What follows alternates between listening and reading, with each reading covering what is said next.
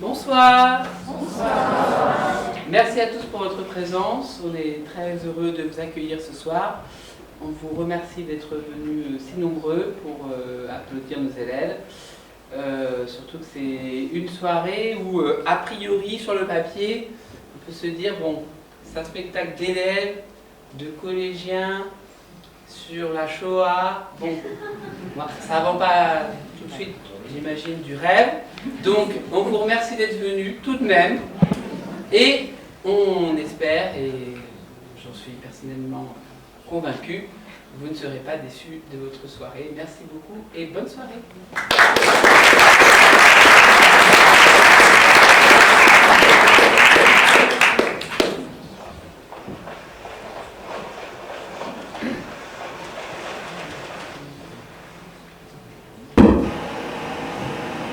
Graffiti, profanation de tombes, insultes, menaces, agressions physiques. En France, les actes antisémites ont quasiment quadruplé l'année dernière.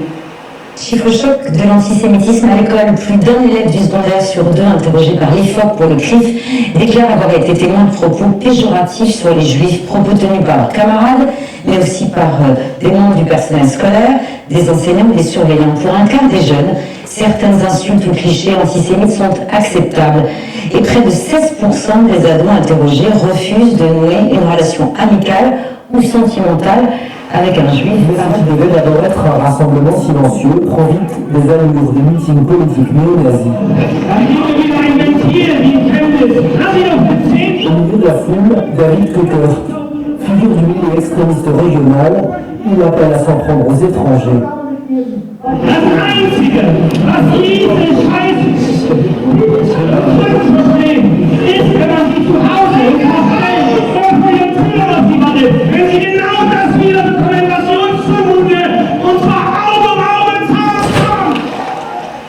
Alors que l'Europe célèbre le 80e anniversaire de la fin de la Seconde Guerre mondiale, un rapport publié par la Ligue anti-diffamation fait état d'une recrudescence des actes antisémites dans les J7, les 7 pays où vivent les plus grandes communautés juives en dehors d'Israël, parmi lesquelles l'Allemagne, la France et le Royaume-Uni. I just want to say thank you for making it happen.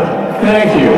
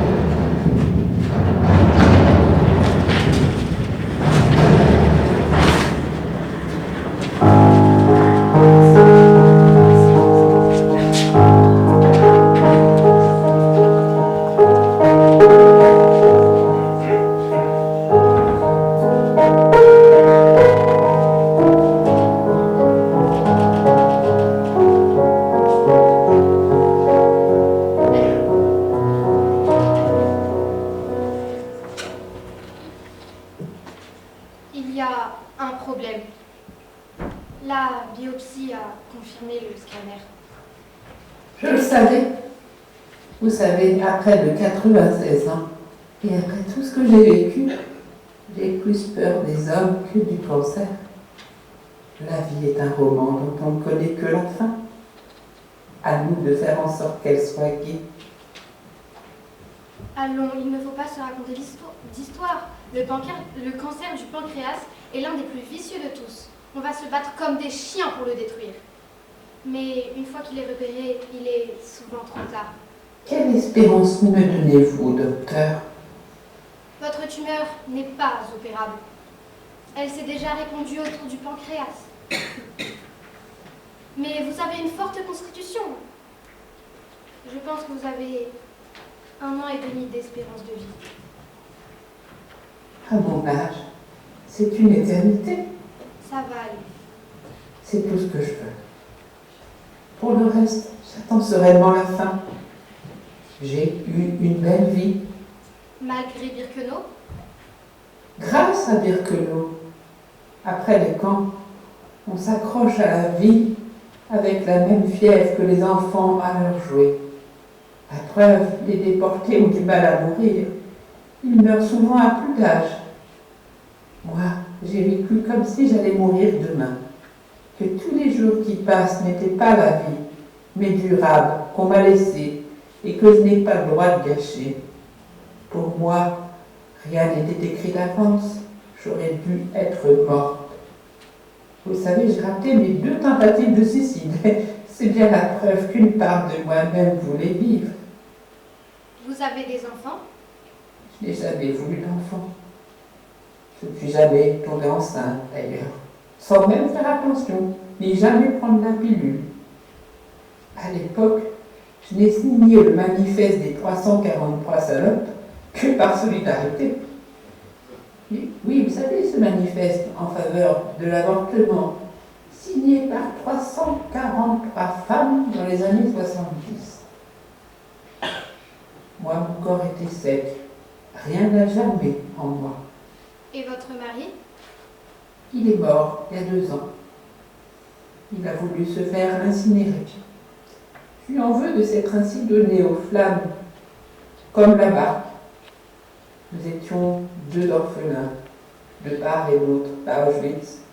Dedans, dehors, j'étais l'enfant déporté, lui l'enfant caché.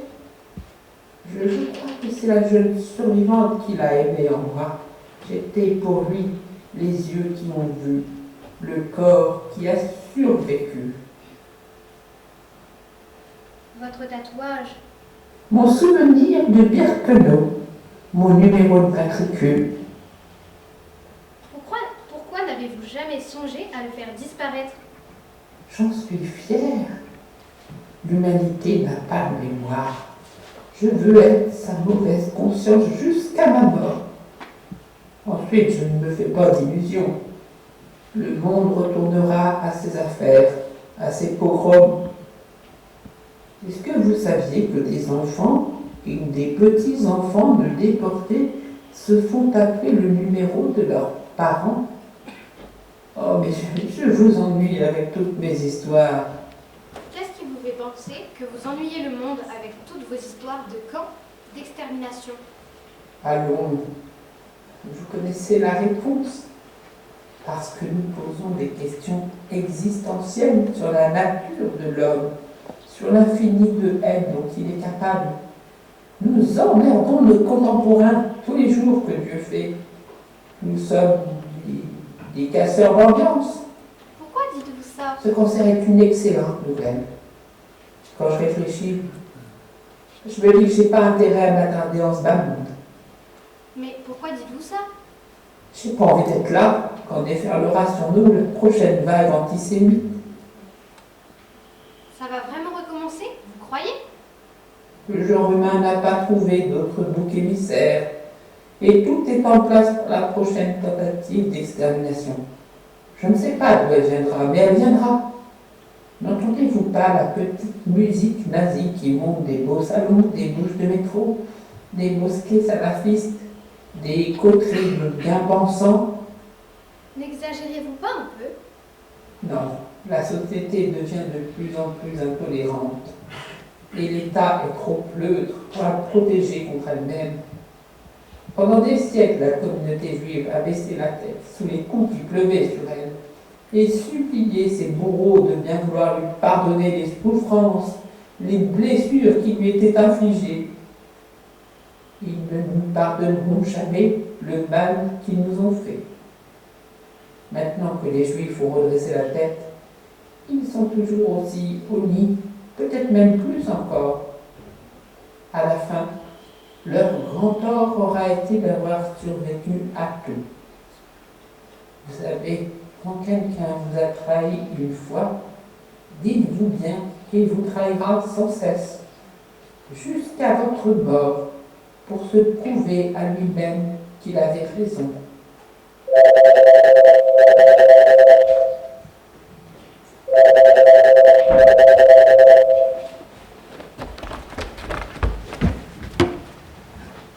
Allô? Alors, t'es allé chez le médecin? Ils t'ont donné les résultats de la biopsie? C'est confirmé?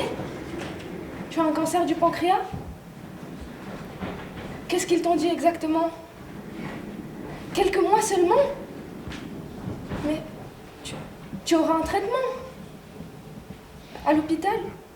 Je peux t'y emmener si tu veux. Tu es sûre, hein? Bon.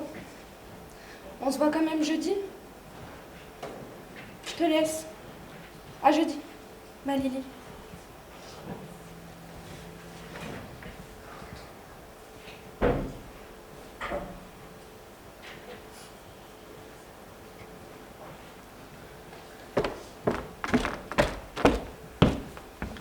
Maman? Ah chérie, tu m'as fait peur. Qu'est-ce qu'il y a? Ça ne va pas?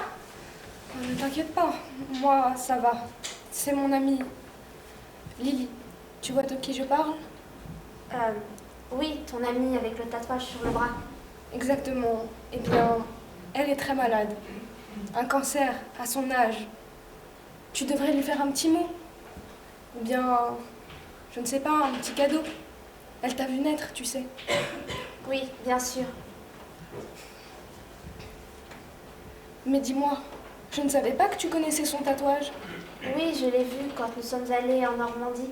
Tu te souviens, sur la plage, ton ami nous avait rejoint quelques jours. C'est là que je l'ai vu. Et tu sais ce qu'il signifie? Non. J'ai vu que c'était des chiffres, mais je n'ai pas osé lui demander. 78 750. Ce numéro indélébile qu'on grava dans sa chair à l'aide d'une sorte de stylo en métal et d'encre bleue. Lily a vécu ce qu'on appelle la Shoah, terme hébreu qui signifie catastrophe et qui désigne le génocide des Juifs d'Europe par l'Allemagne nazie. Ce tatouage a été fait à Auschwitz-Birkenau. Lily est une déportée.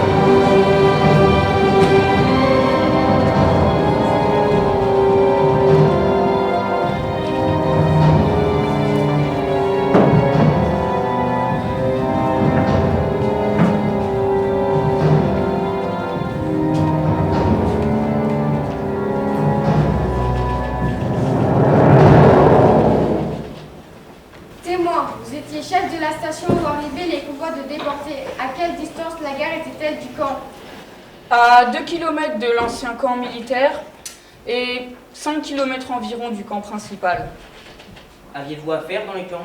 Non, j'avais simplement à faire en sorte que tout soit en ordre sur les voies et que les trains arrivent et partent selon l'horaire prévu. Quel était l'état des voies? C'était une voie parfaitement bien aménagée et entretenue. Saviez-vous la destination des convois? Je n'étais pas dans le secret de l'opération. Vous saviez que les trains étaient chargés d'hommes? Nous savions seulement qu'il s'agissait de personnes transférées et placées sous la protection du Reich.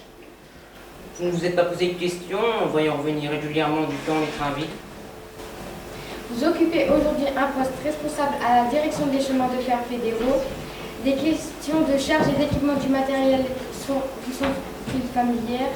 Quel était l'équipement et la charge des trains qui transitaient chez vous? C'était des trains de marchandises, d'après le certificat de transit. Chaque wagon transportait environ 60 personnes. Étaient-ce des wagons de marchandises ou des wagons à bestiaux? C'était des wagons comme ceux dont on se sert pour le transport des bestiaux. Y avait-il des installations sanitaires dans les wagons? Je ne sais pas. Avec quelle fréquence arrivaient ces trains? Je ne saurais le dire. Arrivait-il fréquemment? Le trafic était intense. N'avez-vous pas été frappé par le fait que ces convois venaient de presque tous les pays d'Europe? Nous avions tant à faire que nous ne pouvions nous préoccuper de ce genre de choses. Ne vous demandiez-vous pas ce qui pouvait advenir des personnes transférées? Elles devaient être employées comme main-d'œuvre. Mais il n'y avait pas là que des gens aptes au travail. Il y avait des familles entières avec des vieillards et des enfants. Je n'avais pas le temps de vérifier le contenu des trains. Où habitiez-vous? Dans la localité. Qui d'autre habitait là? La population autochtone avait été évacuée. C'était des fonctionnaires du camp et le personnel des industries environnantes qui y résidaient. Quelles étaient ces industries? C'était des filiales de Ligue Farben, les usines Krupp et Siemens. Avez-vous aperçu des détenus qui y travaillent? N'avez-vous rien su des conditions de vie dans le camp? On racontait tellement de sottises, nul ne savait à quoi s'en tenir. N'entendez-vous pas parler d'extermination d'êtres humains? Comment pouvait-on croire à de telles choses? Y avait-il des papiers de transit pour tous les convois? La plupart du temps, non. Il y avait simplement le chiffre à la craie sur le wagon. Quel chiffre était inscrit? 60 têtes ou 80 têtes selon les cas. Quand arrivaient les trains? Très souvent la nuit. Quelle impression vous faisiez ces changements? Je ne comprends pas la question. Vous êtes responsable des chemins de fer. Vous vous y connaissez en conditions de transport. Des bruits venant de l'intérieur des wagons vous ont-ils alerté sur la situation réelle?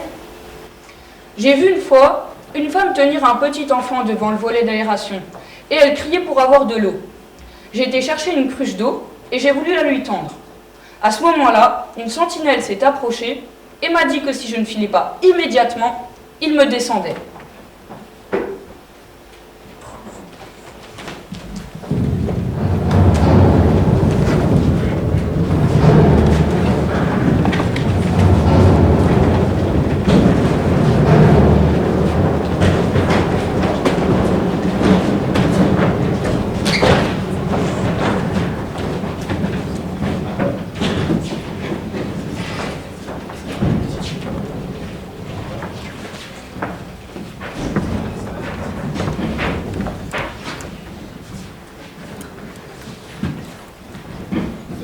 Allemande.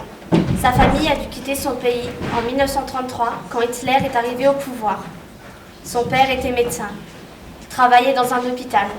Dès que le parti nazi est arrivé au pouvoir, Hitler a traduit en actes la haine qu'il vouait aux Juifs. Son objectif a d'abord été de les séparer des autres Allemands, de couper un à un les fils qui les reliaient à la société et à l'économie du pays.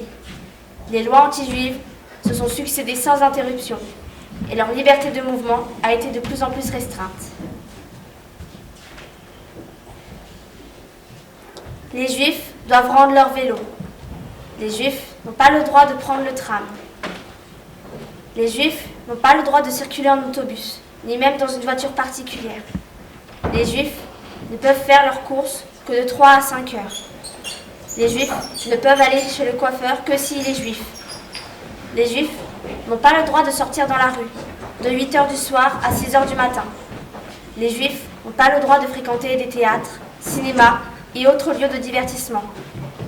Les Juifs n'ont pas le droit d'aller à la piscine, de jouer au tennis ou du hockey ou d'autres sports. Les Juifs n'ont pas le droit de faire de l'aviron. Les Juifs ne peuvent pratiquer aucune sorte de sport en public. Les Juifs n'ont pas le droit de se tenir dans un jardin, chez eux ou chez des amis, après 8 heures du soir. Les Juifs n'ont pas le droit d'entrer chez des chrétiens. Les Juifs doivent fréquenter des écoles juives.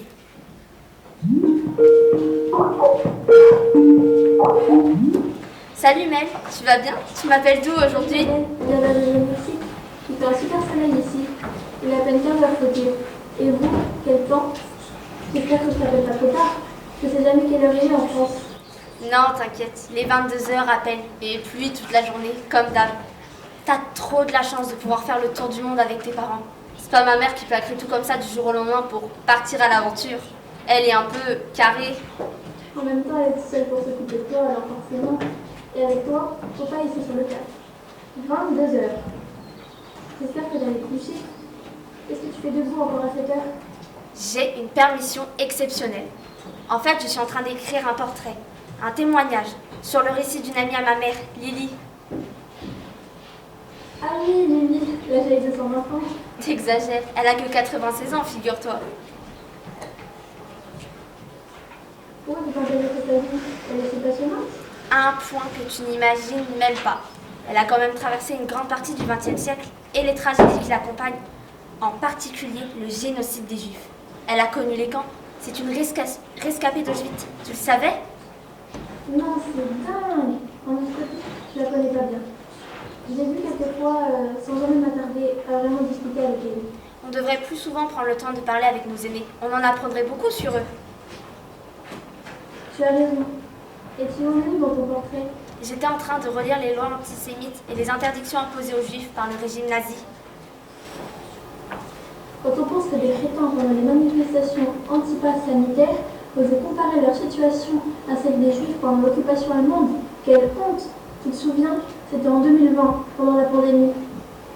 Ta mère nous avait expliqué la référence, car à l'époque, nous étions trop jeunes pour comprendre. Nous étions particulièrement choqués.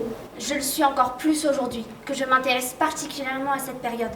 Lily écrit à sa grand-mère restée en Allemagne en 1942. Attends, je te retrouve la lettre. Je n'ose plus rien faire, j'ai peur que ce soit interdit. Et ta Lily était en France? Comment s'est-elle fait arrêter? Sa famille était allemande et avait fui l'Allemagne à l'arrivée d'Hitler au pouvoir et les premières lois anti-juives en 1933. Ça me rappelle une autre histoire. Tu vois qui je veux parler? Non, dis-moi.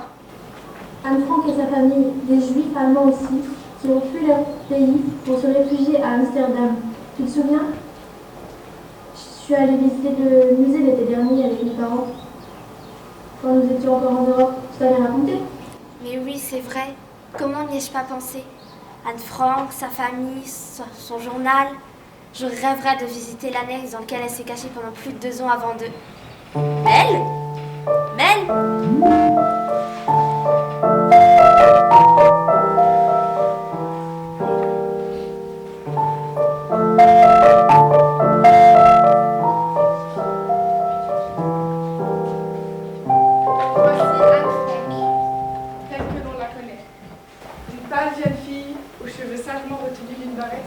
Un stylo là. Elle représente pourtant un symbole. Savez-vous lequel? Celui de l'adolescence, celui de la Shoah, celui de l'écriture.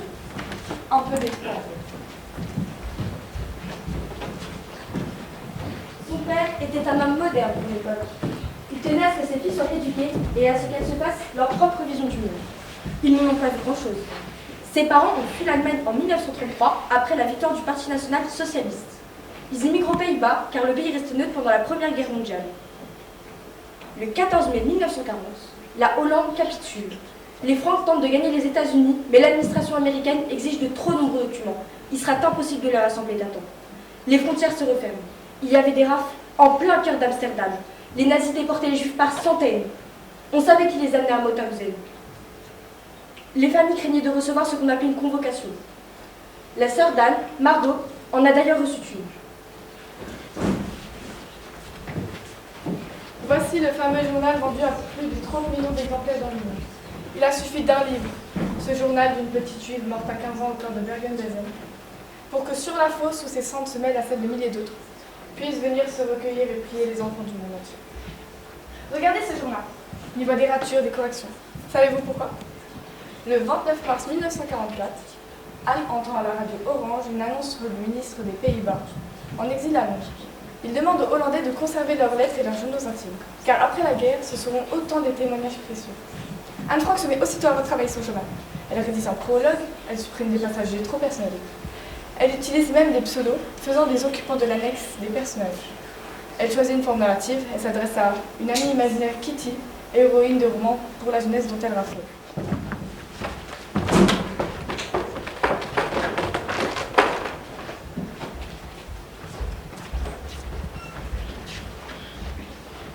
Voici une reproduction de l'annexe.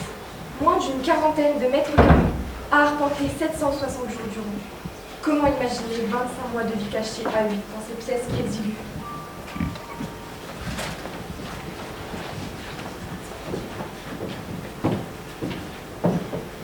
Nous voici en présence des traces du passé. Qu'est-ce que vous y voyez? Un papier peint encadré avec des chiffres et de fines lignes d'ardoise. Son père, il notait tous les mois des preuves de vie. Otto note, tissé en 2 ans, Margot après 1 centimètre et Anne 13. À son retour d'Auschwitz, seul, dans l'annexe vide, Otto y passera des heures. Il décodera précautionneusement ce morceau de papier peint. Il ne peut pas perdre ça aussi. La seule chose qui lui reste, ce sont ces traits de crayon d'un gris léger qui montrent qu'en ce lieu, privé de soleil, de printemps et de vent, la vie a arraché quelques centimètres à lui. Comment expliquer le succès du journal intime de cette collégienne? Le journal d'Anne Frank a été ajouté aux Mémoires du monde de l'UNESCO en 2009. Le journal d'Anne Frank, ce n'est pas seulement ce qui s'est passé dans le grenier de ces Hollandais entre le mois de juin 1942 et le 4 août 1941, mais ce qui s'est passé pendant toute l'Europe pendant des années.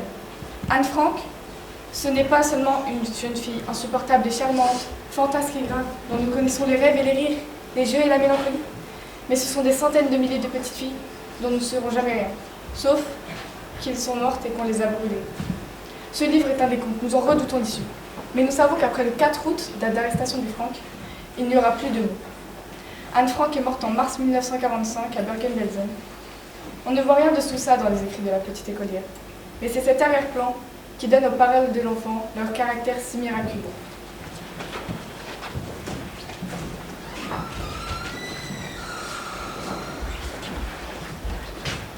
Nous allons maintenant rentrer dans l'annexe. Vous n'y trouverez rien. Otto Frank, à son retour d'Auschwitz, retrouva la cachette pillée par les nazis. Le moindre placard, le plus petit tiroir, les étagères dévastées. Lorsqu'il fut question de faire de l'annexe un musée en 1960, il exigea qu'on laisse l'appartement en l'état, qu'on soit témoin du vide. Ainsi, en sortant, vous ne pourrez pas dire « dans l'annexe, je n'ai rien vu ». Vous direz « dans l'annexe, il n'y a rien, et ce rien, je l'ai vu ».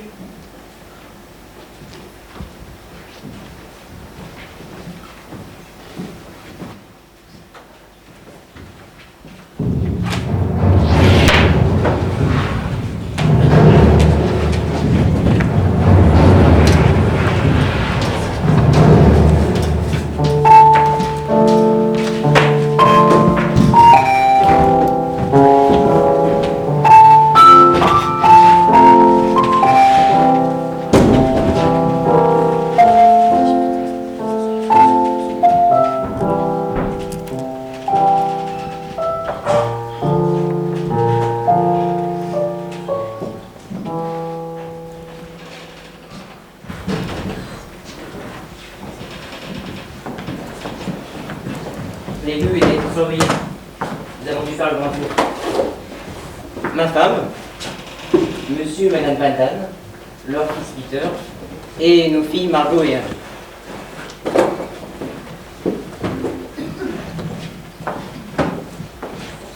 pas eu le temps, j'aurais tout fait nettoyer. Alors je vous en prie, c'est important. J'ai tout rangé, vos provisions, vos médicaments, le savon, le linge. Merci, Niel.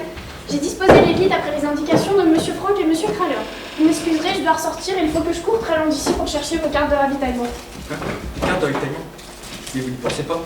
C'est le plus sûr moyen de nous faire repérer par ces messieurs de la Gestapo. Alors allons, monsieur Vandal. Il y aura des noms sur les cartes, bien sûr, mais pas les nôtres. À tout à l'heure. Merci, Miep. Mais alors, ces cartes de ravitaillement, c'est illégal? Oui, tout ce qu'il y a de plus illégal. Depuis que nous sommes arrivés en Hollande, c'est la première fois que nous faisons quelque chose d'illégal. Oui, mais après tout, notre déménagement ne me paraît pas d'une rigoureuse légalité. Rassurez-vous, Madame Franck, tout ce que je vous remets en ce moment provient non pas du marché noir, mais de ce que nous appelons le marché blanc. Celui qui permet à des milliers de gens comme vous de vivre. C'est le Western Savane. Dans un quart d'heure, la classe commence. Bien. Et tant que je m'en aille. Pour le faire, il faut que je sois au bureau avant tout le monde. Miep et moi, ensemble ou séparément, nous viendrons tous les jours. On vous apportera des provisions et les dernières nouvelles. Chaque jour, vous nous donnerez la liste de ce qu'il vous faut. Demain, je pose moi-même un verrou à la porte du bas. Ici, vous en avez déjà un très solide. Et nous conviendrons d'un signal. Pour le coup, vous respectez.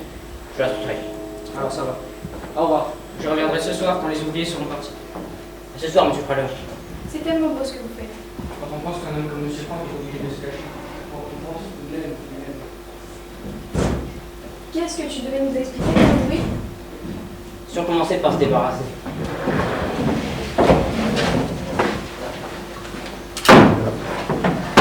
Nous avons eu la chance de ne pas nous faire arrêter. Parce qu'avec le chat de Peter qui nuait dans son panier, et puis Petroni qui se promène en manteau de fourrure en plein mois de juillet.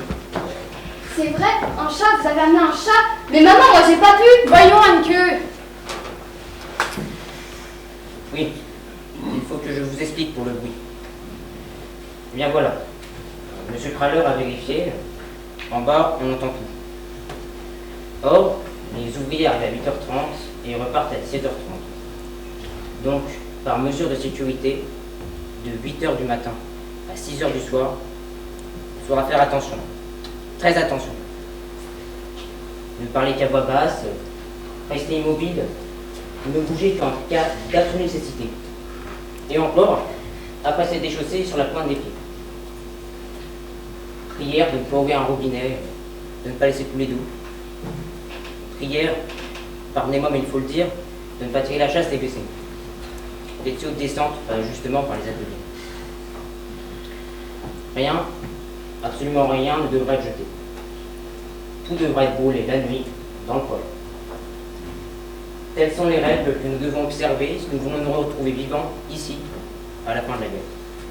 À la fin de la guerre. Mais rassurez-vous, à partir de 6h, on peut bouger, manger, rire, si on veut. Et maintenant, la sagesse nous conseille à tous de regagner notre chambre avant 8h. Madame Vandal, s'il vous plaît. Vous pouvez votre mari loger en haut dans la petite mansarde. Mais votre chambre étant très petite, votre fils devra coucher à côté. Et vous dormir où? Cette pièce commune nous servira de chambre à coucher. Non, ce n'est pas juste. Non, nous dormirons ici et vous dormirez à l'étage. Mais jamais de la vie. Je vous en prie, j'y pense depuis des semaines. C'est la meilleure solution. La seule possible. Comment pourrions-nous vous rendre tout ce que vous faites pour nous? Sans votre mari, je ne sais ce que nous serions devenus. Mais rappelez-vous, madame, quand je suis arrivé en Hollande, je ne connaissais personne. C'est votre mari qui m'a tué la tête. Moi non plus, je ne pourrai jamais vous rendre tout ce que je vous dois. Puis-je vous aider à ranger vos affaires? Mais non, allez, lâchez. Merci, monsieur. Mais, et toi, Peter, ça te va tout ça? T'as pas peur au moins? Oh, maman, je t'en prie. Edith, il n'a pas fait meilleur de la nuit. Toi aussi, Marie. Vous avez besoin de vous reposer. Eh bien moi, j'ai dormi. Pourtant, je savais que c'était ma dernière nuit dormir. Et j'ai quand même très bien dormi. Eh bien, parfait. Ça va te permettre de m'aider à tout ranger. Anne, Peter, pendant que j'y pense. Dans des guides aux chaussures. Je le rapproche et vous pourriez oublier. Anne, tu es sûre que tu n'as pas envie de t'allonger un peu? Mais non, maman, je suis pas fatiguée. Peter, je tiens à te dire que nous sommes très heureux de t'avoir avec nous. Oui, madame. Anne, il y a une boîte là, tu peux l'ouvrir.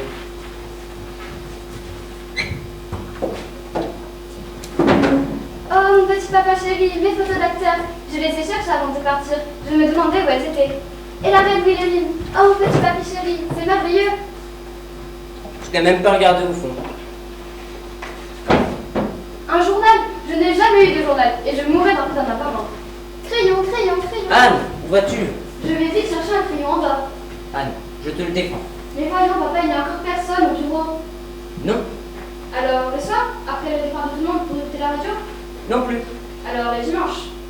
J'ai dit jamais. Cette porte, tu dois oublier qu'elle existe. Pour nous tous, il y a maintenant un mur à la place de cette porte. Ma petite fille a compris. Elle ne m'en veut pas. Oui, je sais que c'est pas facile de se sentir emmuré. Mais retiens ceci.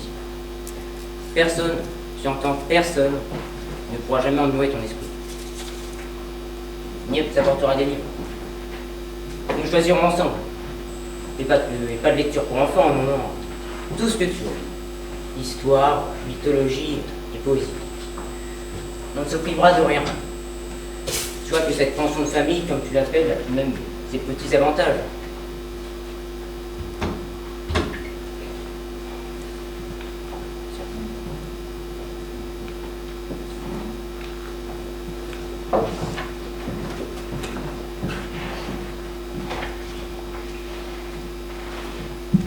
J'imagine que je devrais écrire les sensations quand on se cache, qu'on ressent quand on se cache, mais je n'en sais encore rien. Je sais seulement que c'est étrange de me dire que je ne pourrai jamais sortir, jamais respirer l'air du dehors, jamais courir, crier, jamais sauter. C'est le silence qui me fait peur. Oh, excuse-moi. Tu sais que je pourrais trouver du lait pour mon chat?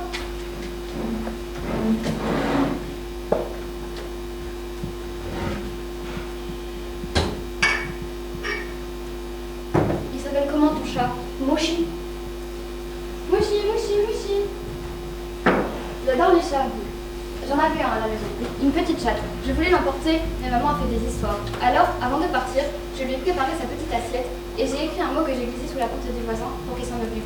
Tu comprends? Et le tien? C'est plutôt un chat ou une chatte? Un chat, voyons.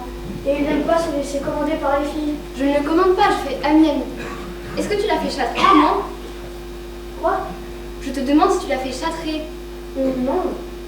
Tu aurais dû, autrement, il fait tout le monde, c'est bien connu. Mais qu'est-ce que tu fais? Bon, je l'enlève, tiens. Mais tu es fou, tu n'as pas droit. On t'arrêtera si tu sors sans ton étoile. Sortir où? C'est vrai, ici, on n'a plus besoin d'étoiles. Regarde, on a beau l'enlever, ça se voit encore. Mais qu'est-ce que tu fais? Je la brûle. C'est drôle, moi je ne peux pas. Je me demande pourquoi. Tu ne peux pas brûler un bout d'étoffe avec lequel on t'a marqué, lequel on t'a porté, qu'on t'a obligé à porter pour te faire cracher dessus, non? Oh, c'est vrai, bien sûr, tu as raison. Mais après tout, on fait du même l'étoile de David. Bah, c'est peut-être pas la même chose pour les filles. Peut-être. Tu allais où à l'école? Cours complémentaire juif. Tiens, c'est là qu'on va aussi, Margot et moi.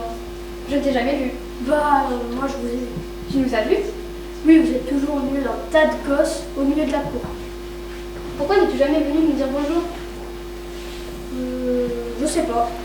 Quand je pense que j'avais rendez-vous avec Yopi cet après-midi, à 5h, on devait faire du ping-pong. Mais voyons, Yopi de Wall, tu connais? Non. Yopi, c'est ma meilleure amie. Je me demande ce que ça va lui faire quand elle appellera au téléphone et que ça ne répondra pas. Peut-être qu'elle passera à la maison pour voir. Alors, elle tombera sur un beau désordre. Les lits défaits, la vaisselle sur l'évier. Ah, ce qu'elle va penser de nous. Je me demande aussi ce qu'ils vont dire en classe tout à l'heure, quand ils verront nos places vides.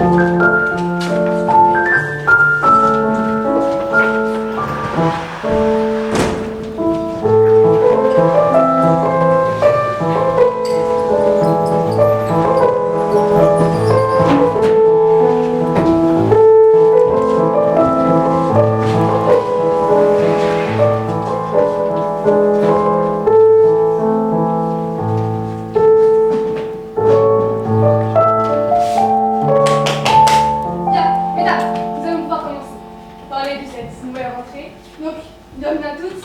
Asseyez-vous, je vous en prie. Oui, madame la chère, vous avez déjà une question à poser? Ce n'est pas une question, c'est une petite attention de ma tante Jamel qui parle de commerce. Je nous ai préparé un peu de café et c'est du vrai, ainsi que des petits gâteaux faits maison.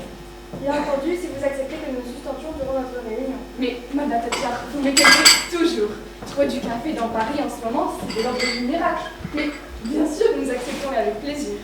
Mais, mesdames, buvons, mangeons, mais ne perdons pas de temps, car j'ai beaucoup d'instructions à vous communiquer. Mais nous sommes des femmes, non? À la différence du sexe masculin, nous pouvons faire plusieurs choses à la fois. Absolument, mademoiselle Courcelles.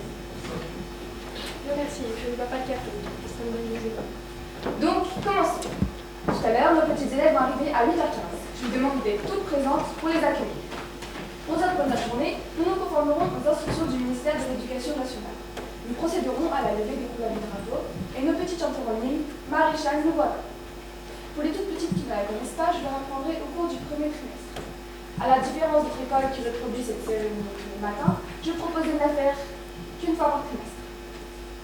Pour ma part, je trouve qu'une fois par trimestre, c'est peu. C'est déjà 3 fois de trop. Cette cible a pour but de nous rassembler. Madame Courcelles, je prendrai la responsabilité de cette décision.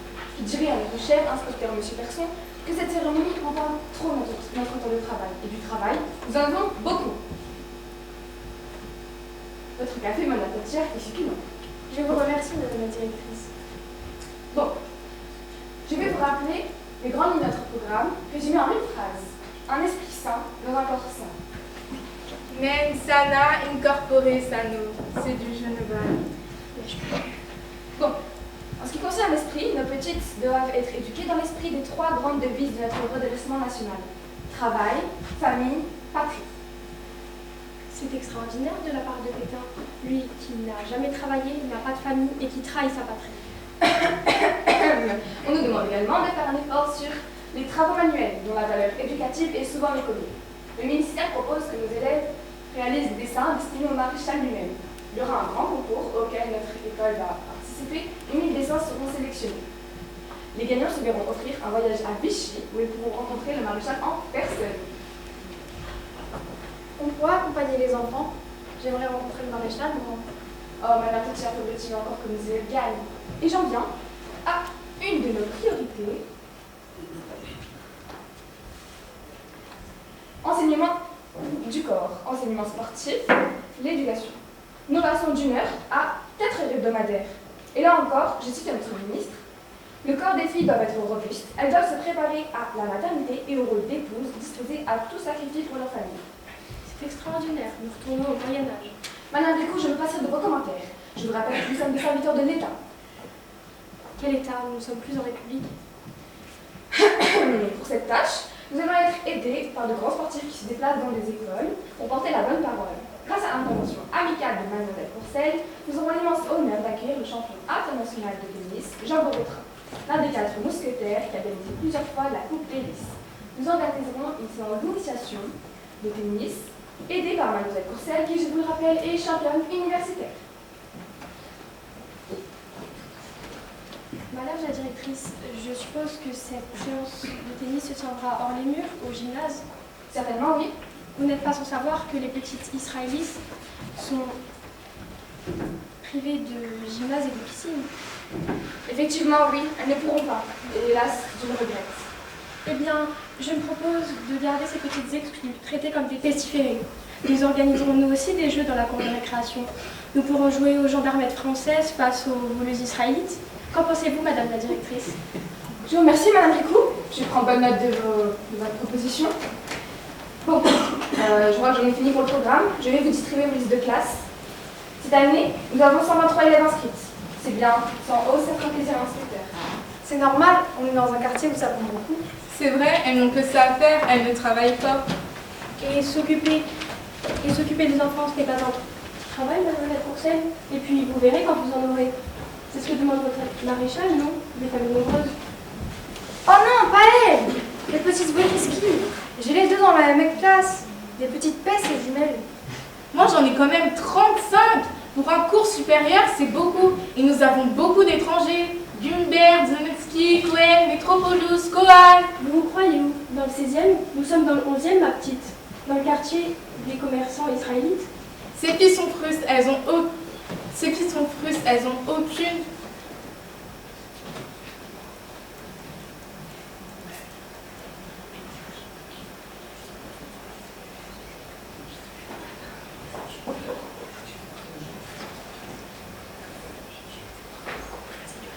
Elles n'ont aucun goût pour les études. Elles sont élevées pour devenir ouvrières dans l'atelier de leur père.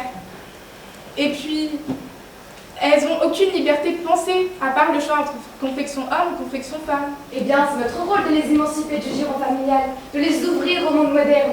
Nous avons des exemples célèbres. La petite juive, Sarah Bernhardt, a été élevée dans la misère. Elle est devenue une femme très cultivée et admirée dans le monde entier. Oui, mais ce sont des exceptions, madame la directrice. Eh bien, c'est à vous de les dénicher, ces perles rares, de les pousser au lycée et aux études universitaires. Mais bon, je crois qu'il est l'heure. Vos protégés attendent dans la cour. Notre concierge, M. Bastien, a sûrement déjà dû ouvrir la grille. Ah, Monsieur Bastien, alors, combien sont-elles? Seulement 14 élèves, madame la directrice. 14? Vous êtes sûr? Ouais, madame la directrice, je ne suis pas très bon en mathématiques, mais je sais quand même compter jusqu'à 14. Mais c'est incroyable, c'est insensé! Nous sommes en guerre, tout est possible. Oui, mais nous allons pas mobiliser. Où sont-elles? Il est 8h25. Il reste 5 minutes. Il y a toujours des retardataires. Vous croyez vraiment qu'il y a 109 élèves retardataires? Ah, qu'est-ce qu'on peut y faire? Je ne sais pas, moi, aller voir au bout de la rue, ça ne se pas bloqué par un contrôle de police. Allez! Attendez. D'abord, allez voir l'école des garçons, puis l'autre école des filles, boulevard de Belleville. Vous observez, vous regardez combien elles sont au niveau effectif, mais vous ne dites rien. Je ne veux en aucun cas alerter mes collègues directeurs. J'y cours!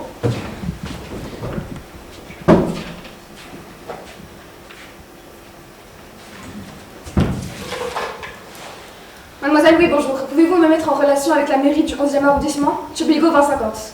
J'attends votre appel, c'est urgent. C'est la rentrée des classes, mademoiselle. Il y en a deux de plus, les deux sœurs Perrin. Combien sont-elles? 16, madame la directrice. Il est 8h28. Il reste 2 minutes, plus ces 5 minutes de tolérance. Je ne comprends pas, je ne comprends pas. Nous sommes en pleine absurdité. Vous ne voulez pas vous rendre à l'évidence? Il existe une raison plausible. Madame Ricou, vous investiguez toujours le pire. Et le pire est notre quotidien. Ce 2 octobre 1942 fera date dans les annales de l'éducation nationale. Les 109 petites de l'école Victor Hugo n'arriveront jamais. Jamais, hélas. Et pourquoi donc? Tu lis dans la mare de la Rétorée? Non, mais je lis les tracts qu'on diffuse sous les manteaux dans les rues de Paris. Arrêtez ce crime odieux. Je m'adresse à vous. Mères et pères français, jeunesse française, instituteurs, éducateurs. C'est un tract d'atox de tes amis communistes. Il émane du mouvement national contre le racisme. Monique, c'est un tract diffusé dans les rues de Paris. Un point, c'est tout. Je ne peux pas croire que le gouvernement français soit complice de crimes contre ses citoyens. Jésus, tu es naïf ou tu es conne. Le régime de Pétain travaille main dans la main avec les nazis. Monique, tais-toi. Nous sommes des fonctionnaires de l'État français. Nous devons adopter une attitude de neutralité et de discrétion au service de l'État. De neutralité? Tu te fous de moi, Gisèle? Tu te prends pour la Suisse? Tais-toi. Tu dépasses les bornes. Arrête-toi immédiatement. Tu sais très bien ce qui s'est passé au mois de juillet. Et notre collègue, notre amie Rachel Meyer. Tu crois que ton gouvernement français l'a envoyé en vacances à Tahiti? Non, ce n'était pas un départ volontaire. C'était une éviction, une radiation. Et j'espère que ce n'était pas une déportation. Il y en a une de plus. Une de plus. C'est la nouvelle de petite Anaïs Archambault. Qu'est-ce qu'il y a? Vous avez quelque chose? Madame Peltiard, avez-vous la liste des 17 jeunes présentes? Oui, je l'ai inscrite au crayon de papier comme chaque année. Merci. Perrin, Martin et Colette, Gauthier Sylvie, Leclerc Marie, Dumachamp, Tal et Cunégonde, Duchenet Marie-Antoinette, Ségur Michel, Motet Daniel, Roi Armande, Forestier Isabelle, Lefebvre Christine, Collet Marcel, Tréton Roberte et enfin la nouvelle Archambault Anaïs. Je crois que c'est clair, mais madame la directrice. Où sont les petits? Cohen, Wolinski, Grimberg, Feldman, Moati. Et d'abord, quel point avez-vous? Je sais de sources sûres que ces enfants, ces familles et ces enfants ont été rappelés le 16 et le 17 juillet. Mais quelle rage! Quelle preuve avez-vous? Vous êtes stupide, mademoiselle Courcelles? Vous avez les yeux en face des trous? Vous avez vu de vos yeux, vous, la Gestapo débarquer dans le quartier et embarquer Stéphanie et ses enfants? Non, mais je sais de sources sûres qu'ils ont été rappelés le 16 et le 17 juillet. Et ce n'est pas la Gestapo qui a fait cette sale besogne. Ce sont vos amis de la police française qui se sont distingués dans cette tâche ignoble, abjecte. Je ne vous permets pas de me diffamer et de m'insulter de la sorte. Madame la directrice, je vous demande d'intervenir. Ma famille a été patriote, mais mon père et mes oncles ont fait la Grande Guerre. Et ma mère a été infirmière dans les champs de bataille. Elle a aussi risqué sa vie. Mais je ne vous parle pas de votre famille, mademoiselle Courcelles. Je vous parle de toutes ces petites qui ne sont pas là. Ça y est, madame la directrice. Ça y est, je sais tout. Tout est clair, tout est clair. Nous vous écoutons, monsieur Bastien. Oui. Je suis d'abord allée à l'école des garçons. À 8h25, rue déserte. Personne devant l'école. À 8h26, j'ai noté 3 entrées. Alors j'ai tenté le coup. Je suis allé taper à la porte de mon ancien collègue concierge, Armand Pinault. Lui aussi, ancien combattant et décoré. C'est une gueule cassée, mais il a ses 2 bras. Bastien, nous vous demandons d'être concis. Le moment est grave. Pardon, madame la directrice. Dans le plus grand secret, Armand m'a confié que... Mais attention, hein, son directeur ne veut pas que ça s'ébruite. Il m'a confié qu'à 8h30 précise, il comptait 28 élèves garçons sur un effectif global de 143. Et Armand a noté que, comme chez nous, tous les absents sont des petits houpins du quartier. Et là, il m'a parlé d'un événement incroyable qui s'est passé au mois de juillet. Et ça c'est sûr, car il note tout, moi, Armand. Puis avec sa gueule d'ange, personne ne le regarde. Oui, donc, le 16 et le 17 juillet, à 6h20 précise, quand il sortait les poubelles, il a vu passer, rue du Moulin Joli, plein de bus, remplis de familles du quartier. Alors, ces bus, filés à toute vitesse, étaient escortés par la police française.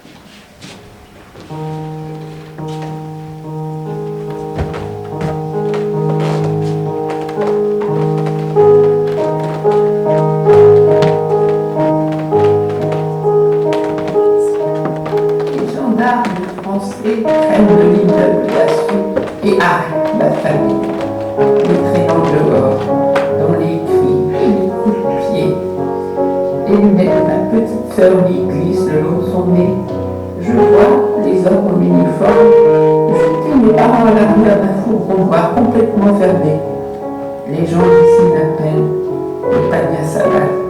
Je reste paralysée, impuissante. Ce n'est un secret pour personne que les gendarmes prennent leurs ordres des nazis.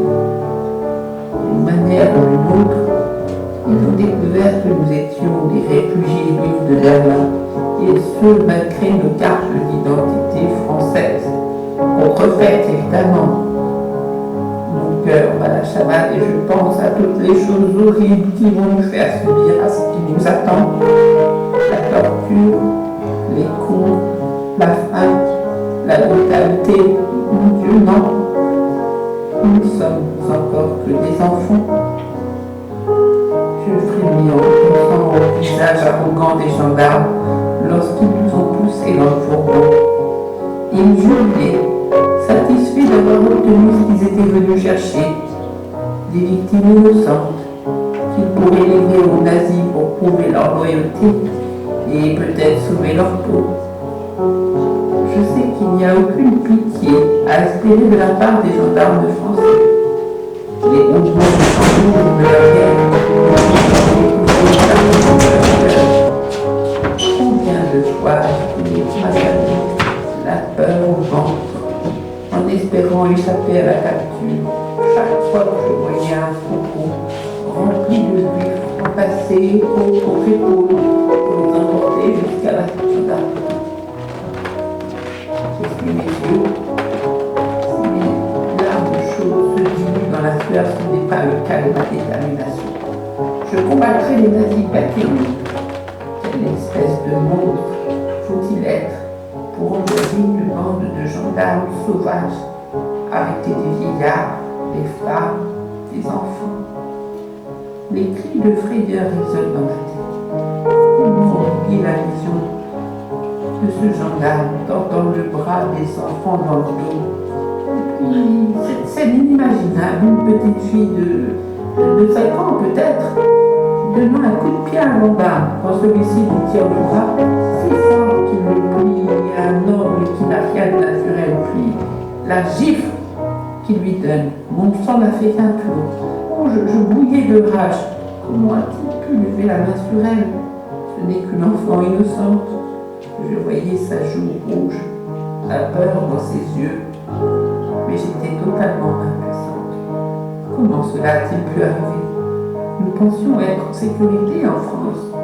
Et puis, le fracas de la guerre, l'odeur du sang, ont recouvert toute l'Europe, tel un nuage sombre, épais comme un brouillard safran, masquant les ignobles exactions des nazis et de leurs collaborateurs.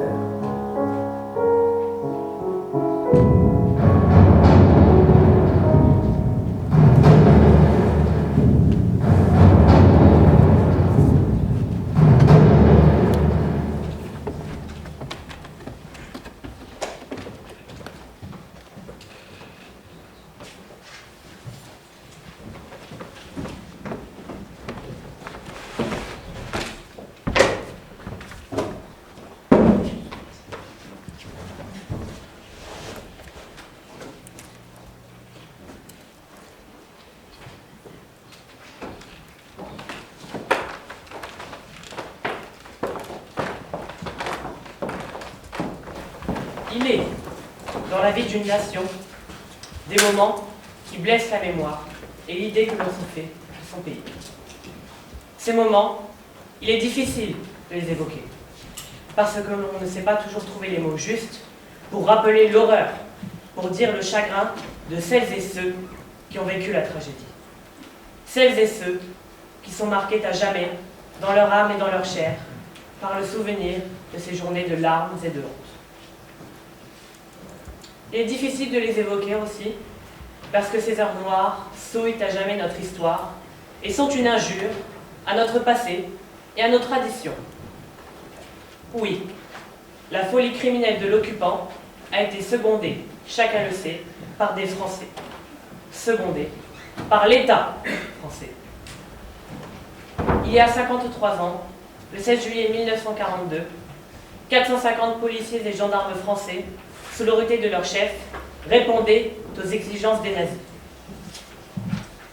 Ce jour-là, dans la capitale et en région parisienne, près de 10 000 hommes, femmes et enfants furent arrêtés à leur domicile, au petit matin, et rassemblés dans les commissariats de police. On verra des scènes atroces, les familles déchirées, les mères séparées de leurs enfants, les vieillards, dont certains, anciens combattants de la Grande Guerre, avaient versé leur sang pour la France, jetés sans ménagement dans les bus et les fourgons de police. La France, patrie des Lumières et des droits de l'homme, terre d'accueil et d'asile. La France, ce jour-là, accomplissait l'irréparable. Manquant à sa parole, elle livrait ses protégés à leurs bourreaux. Conduites au vélodrome d'hiver, les victimes devaient attendre plusieurs jours, dans les conditions terribles que l'on sait, d'être dirigés sur l'un des camps de transit, Pithiviers ou Beaune-la-Rolande, ouverts par les autorités de Vichy. L'horreur, pourtant, ne faisait que commencer.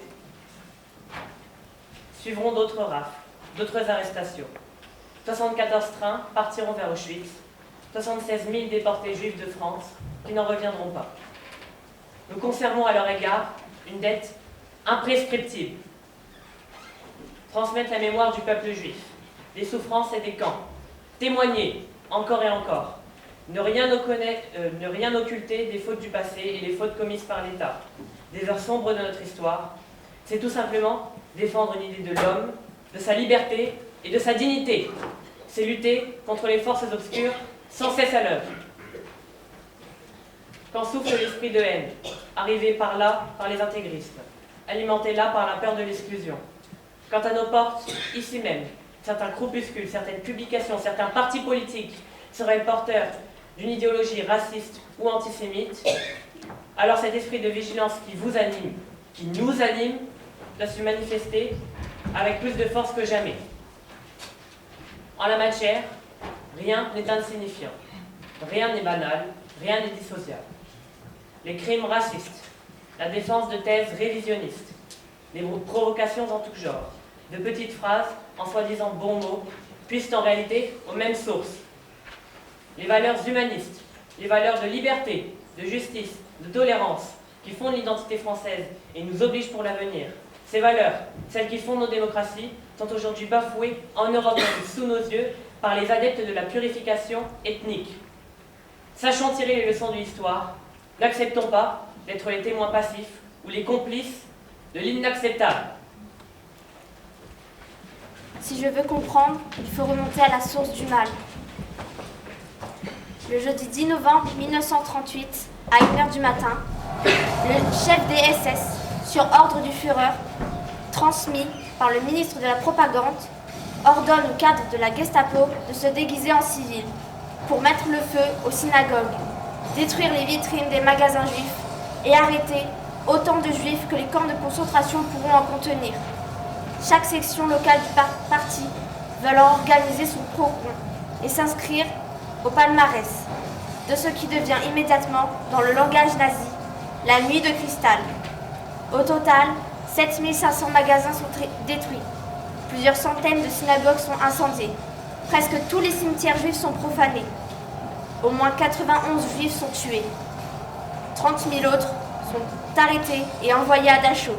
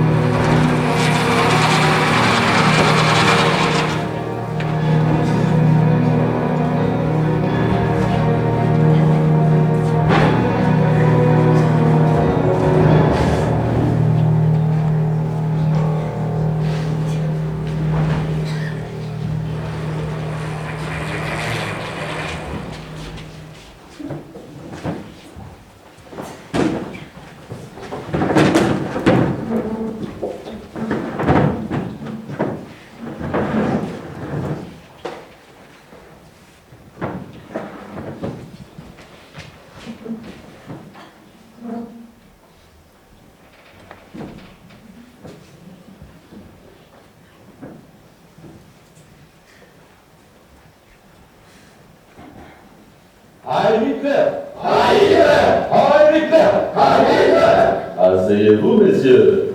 La réunion d'aujourd'hui est de la plus haute importance. Monsieur Frick, vous prendrez tout en note, s'il vous plaît. Enfin, tout. Je vous dirai s'il y a des moments où il ne faudra pas noter. Tout le monde est là? Silence!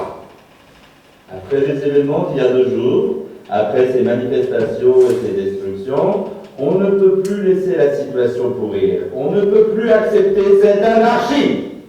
Vous devez prendre conscience que nous sommes peut-être à la veille de la guerre.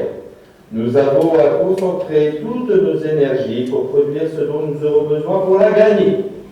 Et il ne faut pas que la question juive interfère avec nos préparatifs militaires. Il faut définir une stratégie globale et cohérente face aux Juifs, pour qu'ils ne soient plus là à nous gêner quand la guerre viendra. Nous sommes ici pour régler le problème juif, et il est principalement économique. Bien sûr, des mesures devront être prises par le ministère de la Police, M. Himmler et son adjoint, M. Heydrich, le ministre de la Propagande, M. Goebbels, comme le ministre de l'Intérieur, M. Frick, comme chacun d'entre vous dans cette salle aura un rôle à jouer.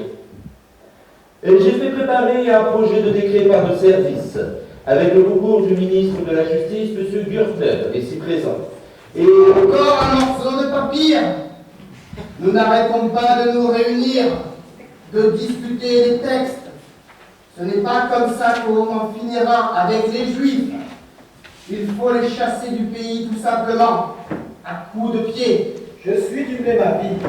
Et s'ils ne partent pas, il doit bien avoir d'autres moyens de nous en débarrasser. Pas besoin de texte pour ça. Un juridiste excessif serait une contrainte inutile, surtout lorsqu'un ordre aussi bienvenu s'exprime par la bouche la plus qualifiée. Un ordre du Führer suffit. Il faut chasser les Juifs du pays, tout simplement, à coups de pied. C'était justement l'objet des manifestations d'avant-hier, leur rendre la vie impossible, pour les faire partir. Seulement voilà, ils sont encore là, 5 ans après notre arrivée au pouvoir. Les Juifs sont encore là à nous narguer. Ils travaillent, se promènent, prennent le train, vont au théâtre, au cinéma. Ils sont encore propriétaires de commerces, de logements, d'usines, des shops d'artisans. Il faut en finir avec eux, méthodiquement, scientifiquement. Nous allons donc arianiser l'économie allemande, en exclure le juif, le faire sortir de notre champ de vision. Monsieur Frick, au ministère de l'Intérieur, vous êtes l'expert en ces choses. Rappelez-nous combien de juifs sont encore en Allemagne? Environ 400 000, soit les 4/5 de ceux qui étaient là en 1933.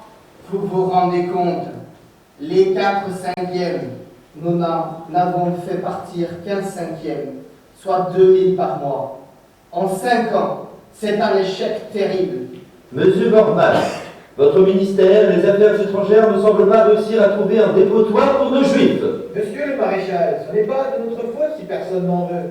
Sur les 300 000 Juifs qui ont demandé un visa américain, seulement 30 000 l'ont obtenu. Les Hollandais, les Belges, les Suisses, les Français et les Anglais doivent fermer aussi leurs frontières. Le Premier ministre canadien vient de déclarer qu'aucun c'était encore trop. Il ne devrait pas être difficile de trouver un pays où il pourrait aller s'entasser. Madagascar, l'Ouganda, n'importe où. Pas besoin d'un paradis terrestre. Nous ne sommes pas les seuls à vouloir en finir avec les Juifs. Toute l'Europe, même la France, manifeste contre eux. Tout le monde nous applaudit, mais personne n'en veut chez lui. Ils doivent pourtant partir, n'importe où. Ce n'est pas notre problème, même sur la Lune, dans un endroit où ils ne pourront pas nous nuire, où ils mourront vite. Oubliez. Équateur, Colombie, Venezuela ou Madagascar. Ah, si nous avions comme Staline des steppes accueillantes de Sibérie. N'importe où, sauf en Palestine. Un État juif comme le veulent les Anglais en ce moment serait dangereux pour l'Allemagne. Il pourrait nous couper la route du pétrole. Par ailleurs, je vais promulguer un décret d'application de la loi sur la culture qui interdira aux Juifs d'entrer dans les théâtres, les cinémas et les cirques. Il n'est pas tolérable de voir des Juifs assis à côté des Allemands. Nous les contrôlons aussi dans les trains. Ça aussi, c'est insupportable. Il faut en finir avec ça. Tout à fait d'accord. Nous avons besoin d'un décret du ministre des Transports du Reich qui stipulera que des compartiments séparés seront réservés aux Juifs et disponibles seulement après que tous les Allemands ont obtenu des places assises. Moi, je mettrais les Juifs dans des trains pour les envoyer au diable. Il devrait y avoir aussi un décret, interdiction aux Juifs de profiter des plages. Ils les envahissent, nos plages, comme sur la plage du lac Wannsee, tout à côté d'ici. Cet endroit est magnifique. Il ne doit pas être pollué par la présence des Juifs. Et les parcs! Les parcs! Les Juifs ne devraient pas non plus s'autoriser à s'asseoir dans les parcs allemands. Je pense notamment aux jardins publics. Les femmes juives s'y assoient à côté de mères allemandes, de leurs enfants. Elles campaignent, critiquent, se plaignent et complotent. Et les écoles? Vous savez que malgré les initiatives prises ici ou là, les enfants juifs continuent d'aller à l'école. C'est inacceptable. Les juifs doivent disparaître complètement des écoles allemandes et être comme professeurs. Ils doivent prendre en charge leur éducation entre eux. Nous les côtoyons aussi comme avocats, comme médecins, comme des tas de choses. Il faut les chasser tout de suite de tous les postes. Je propose aussi une mesure supplémentaire. Retirer aux juifs tous leurs papiers personnels, tels que les laissez-passer et permis de conduire. Ils ne devaient pas non plus être autorisés à conduire, car ils mettent en danger la vie des Allemands. De même, aucun juif ne devrait être autorisé à posséder une voiture. En outre, leurs déplacements seront restreints et certains lieux leur seront interdits. Comme l'a très bien dit le docteur Goebbels, il faut exclure les juifs des cinémas et des théâtres. Les activités culturelles et les vacances sont un plus qui ne leur est absolument pas nécessaire. Engouement sous ton. Tout de suite. Le peuple doit comprendre qu'un changement visible, très visible, se fait jour. Que les juifs commencent à disparaître du paysage. Que le pays peut vivre sans être obligé de les croiser à tous les coins de rue. C'est ce que souhaite le Führer. Il faut en finir au plus vite. Les juifs ne doivent pas rester dans nos pas pendant que la guerre se prépare. Je vais préparer une ordonnance qui interdira aux Juifs, dans l'ensemble du Reich, la possession de tout commerce de détail, d'euros ou par correspondance. Un Juif ne pourra pas non plus être un cadre important dans une entreprise privée. Tout patron devra renvoyer ses cadres juifs dans les 6 prochaines semaines. On doit exclure déjà les Juifs de la fonction publique, de la médecine et de la justice, pour la protection du sang et de l'honneur allemand. Mais pouvez-vous m'expliquer pourquoi tout cela, qui était déjà prévu par la loi sur l'organisation du travail national du 20 janvier 1934, n'est toujours pas appliqué? Ce n'est pas si facile. Il ne suffit pas de dire qu'on se débarrasse des Juifs. Ils occupent des positions clés. Ingénieurs, cadres, professeurs, médecins, souvent très techniques, dans les entreprises, les magasins, les banques, les universités, les hôpitaux, les laboratoires de recherche. Nous n'avions pas jusqu'à présent les cadres à rien pour les remplacer. Oui, mais maintenant ça suffit. Nous ne pouvons pas les garder, surtout dans des positions stratégiques. Le temps presse. Il y avait en tout 50 000 entreprises juives, commerce, industrie, artisanat, banque en Allemagne en 1933. Il n'en reste plus que 9 000. L'essentiel a été fait. Mais ça ne suffit pas. Il faut que les Juifs nous rendent tout l'argent qu'ils nous ont pris depuis qu'ils vivent chez nous. On va créer un impôt spécial sur les Juifs. Où est le projet de communiquer? La communauté juive allemande devra, à titre de punition pour ces abominables crimes, pour tapage nocturne. Ah, c'est bien ça, tapage nocturne. Et pour réparation des dégâts causés par la juste fureur nationale, s'acquitter de la somme de 1 milliard de Reichsmark. Il serait nécessaire, pour vraiment tout verrouiller, d'interdire aussi explicitement aux Juifs d'investir son argent dans des objets qu'il pourrait cacher, tels des tableaux, des œuvres d'art. Comme ça, nous serions sûrs qu'ils ne pourraient pas partir avec. Ils n'ont plus rien, et aucun pays ne veut d'eux. Si personne ne paie pour qu'ils partent, comment voulez-vous en débarrasser? Si nous n'arrivons pas à les faire partir gentiment, il faudra en finir avec eux, beaucoup plus brutalement, et si possible avant la guerre. Le problème va se poser plus vite encore, en raison même des décisions que nous venons de prendre. C'est-à-dire? Eh bien, l'arianisation, les impôts, l'interdiction de travailler, la saisie de leurs biens, tout cela va en faire du jour au lendemain des miséreux. Autrement dit, une fois qu'on les aura chassés de tout, si on n'arrive pas à les faire partir au plus vite du pays, il se passe quoi? Ils deviennent des mendiants et traînent dans les rues? Il faut pouvoir les distinguer des autres citoyens pour leur appliquer un traitement spécial. Il faut qu'on voit clairement qu'ils sont juifs et que ce ne sont pas des Ariens qui se trouvent ainsi sans ressources. Je propose donc que toute personne considérée comme juive par les lois de Nuremberg porte un insigne. Vous pensez à un uniforme? Bon, un insigne suffira.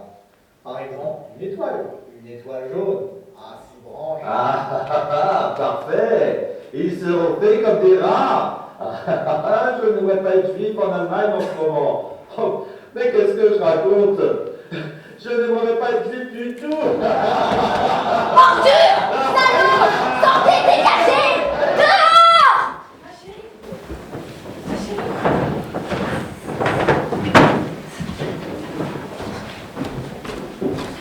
Je t'ai entendu crier toute la nuit.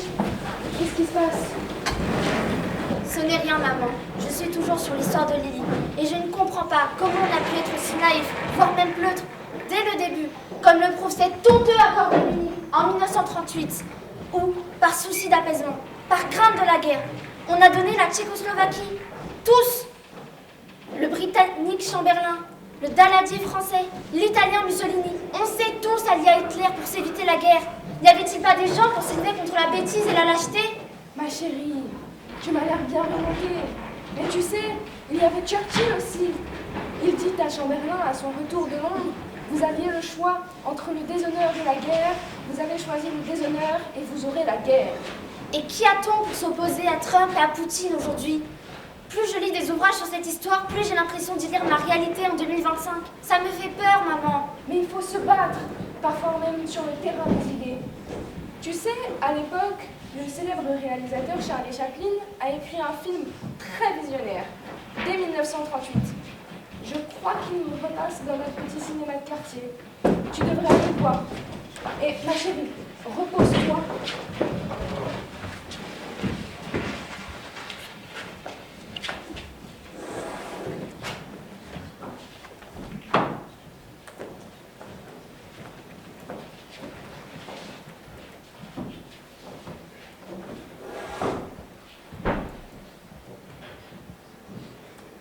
Strange, striking. They're all brunettes, not a blonde amongst them.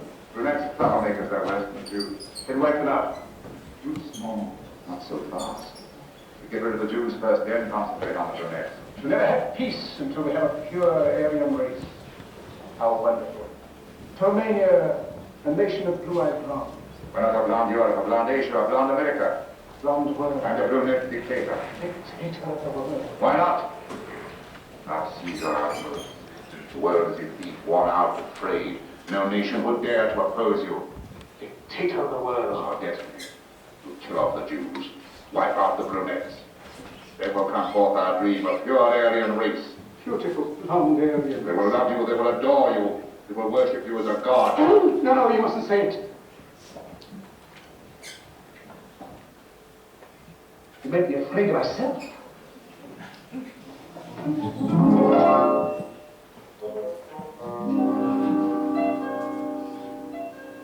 Yes, dictator of the world. This is half of the invasion of Auschwitz. After that, you will have to fight with the blood. Nation after nation will capitulate. Within 2 years, the world will be under your thumb. Leave me. I want to be alone.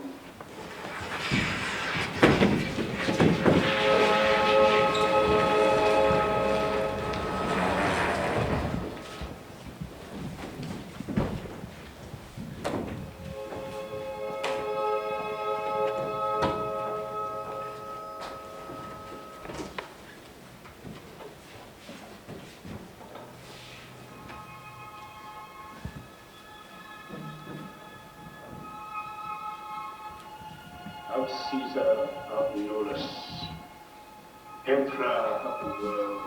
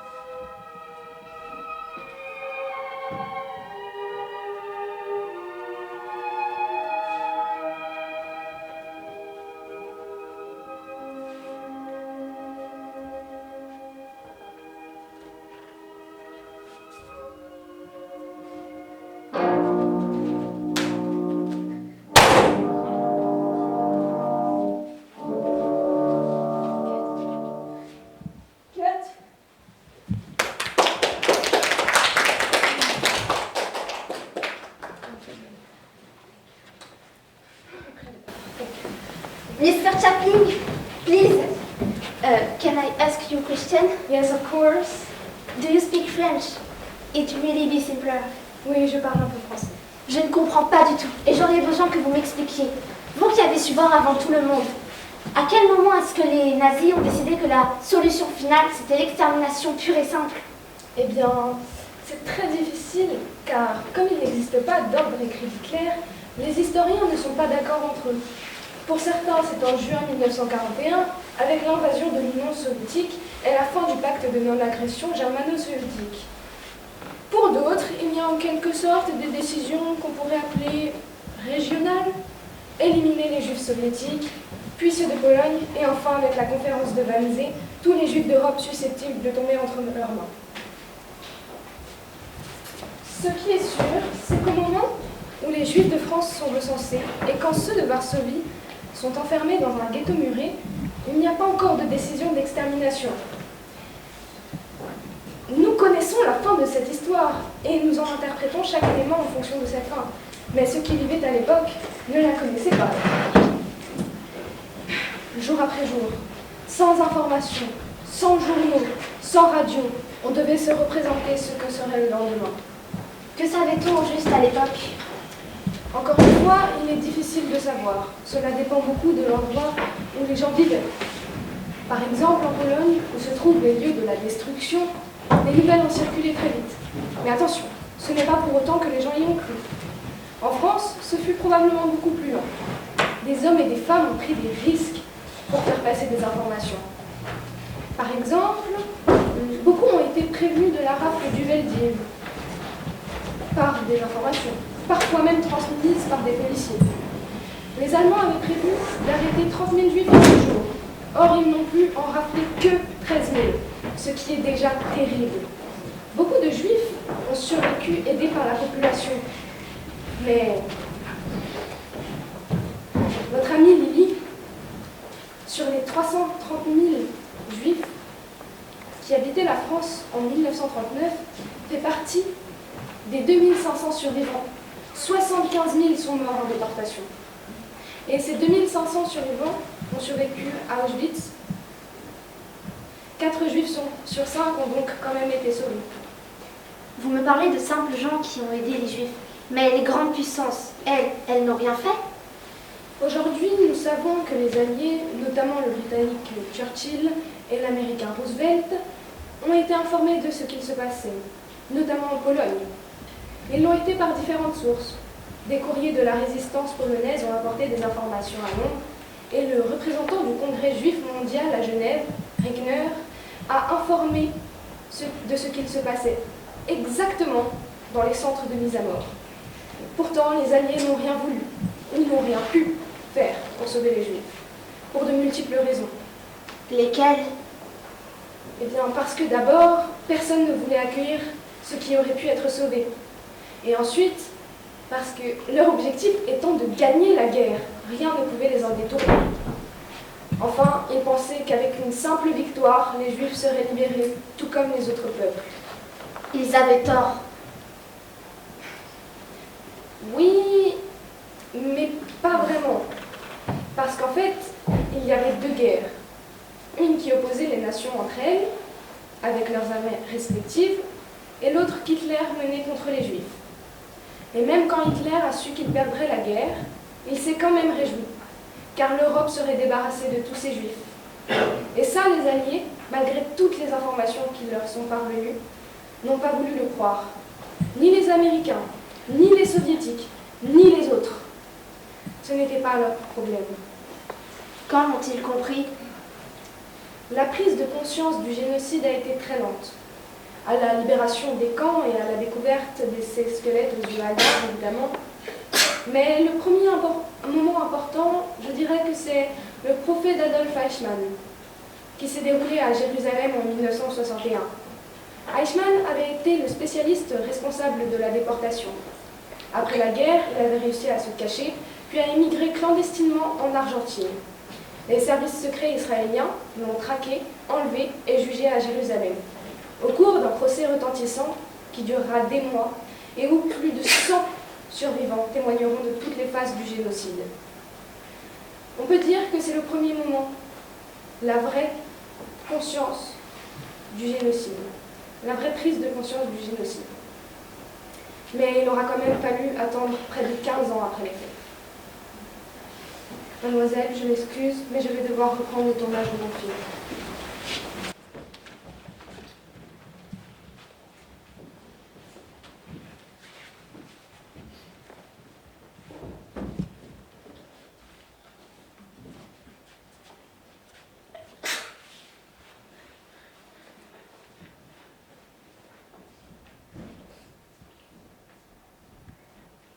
I'm sorry. I don't want to be an emperor. That's not my business. I don't want to rule or conquer anyone. I should like to help everyone if possible. Jew, Gentile, black man, white. We all want to help one another. Human beings are like that. We want to live by each other's happiness, not by each other's misery. We don't want to hate and despise one another. In this world there's room for everyone, and the good earth is rich and can provide for everyone. The way of life can be free and beautiful, but we have lost the way. Our knowledge has made us cynical, our cleverness hard and unkind. We think too much and feel too little. More than machinery, we need humanity. More than cleverness, we need kindness and gentleness. To those who can hear me, I say, do not despair. The misery that is now upon us is but the passing of greed, the bitterness of men who fear the way of human progress. The hate of men will pass, and dictators die, and the power they took from the people will return to the people. Let us all unite! Let us fight for a new world, a decent world, that will give men a chance to work, that will give youth a future and old age a security. Now let us fight to fulfill that promise. Let us fight to free the world, to do away with national barriers, to do away with greed, with hate and intolerance. Let us fight for a world of reason, a world where science and progress will lead to all men's happiness. In the name of democracy, let us all unite! Mathilde?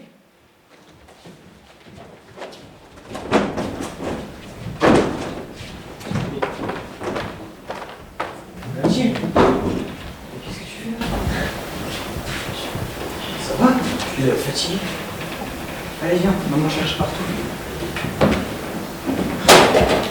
Tu dois être vraiment fatiguée. Allez viens, va te reposer. Ça va mettre notre public aussi. Il profitera de ces 15 minutes d'entracte.